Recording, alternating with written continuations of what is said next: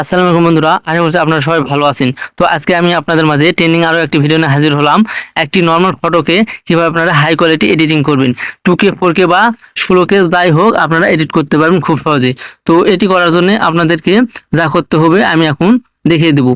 তো চলুন মূল ভিডিওটি শুরু করি। তো মূল ভিডিওটি শুরু করার আগে আপনাদের কাছে একটি রিকোয়েস্ট থাকবে, আমার চ্যানেলটি যদি নতুন হয় চ্যানেলটি অবশ্যই সাবস্ক্রাইব করে দিবেন এবং পাশে থাকা বেল বাটনটি ইনেবল করে দিবেন। তো চলুন মূল ভিডিওটি শুরু করি।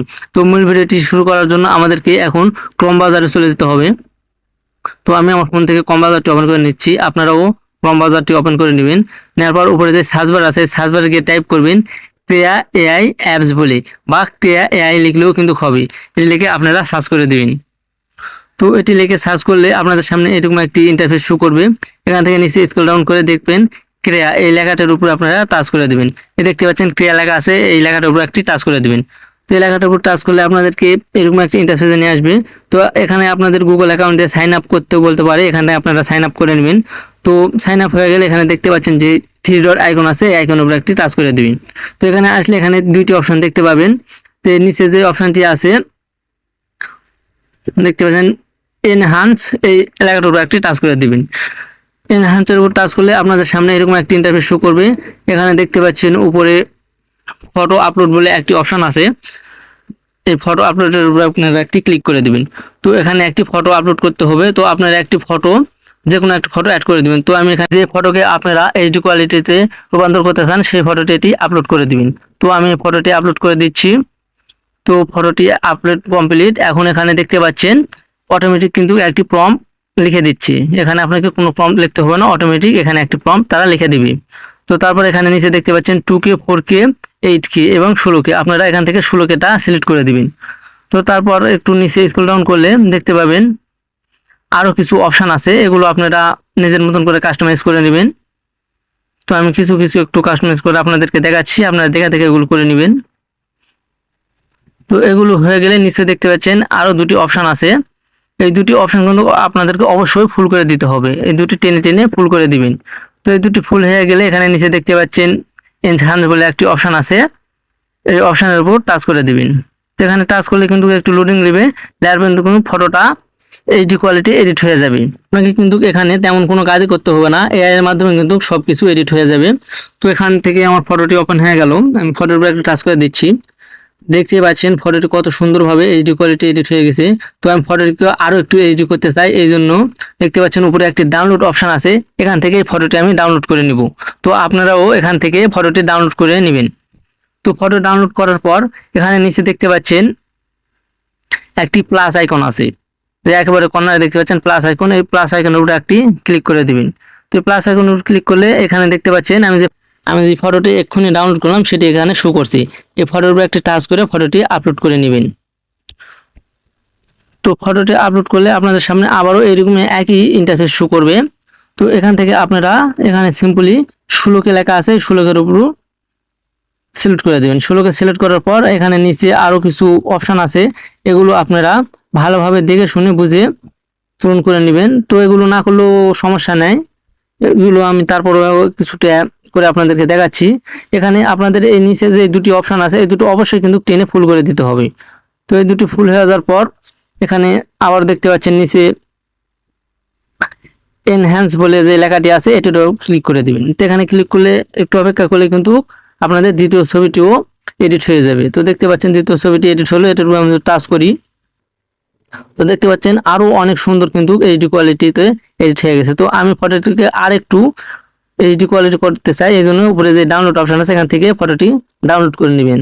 তো ডাউনলোড হয়ে যাওয়ার পর আবারও সেমভাবে কর্নারে দেখতে পাচ্ছেন যে প্লাস আইকন, এই প্লাস আইকনের উপর একটি টাচ করে দেবেন। তো টাচ করলে আপনাদেরকে আবারও আপনাদের গ্যালারিতে নিয়ে যাবেন।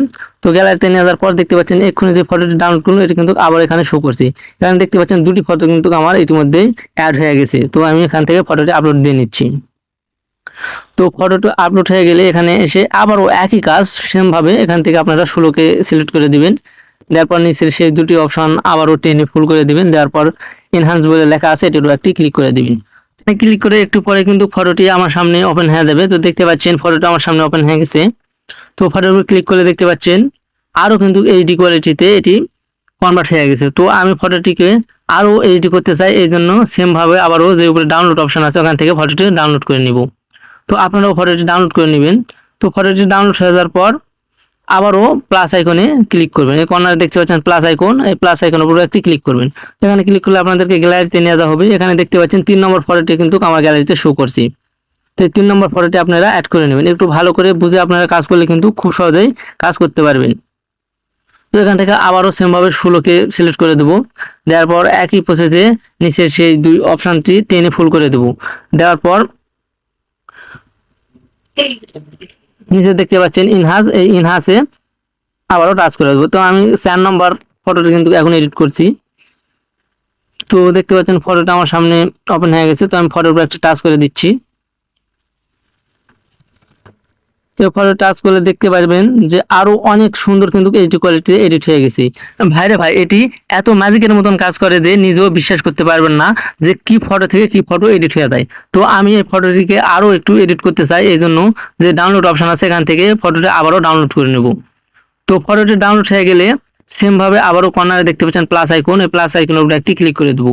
তো প্লাস আইকনের উপরে ক্লিক করলে আপনাদেরকে গ্যালারিতে নিয়ে আসবে।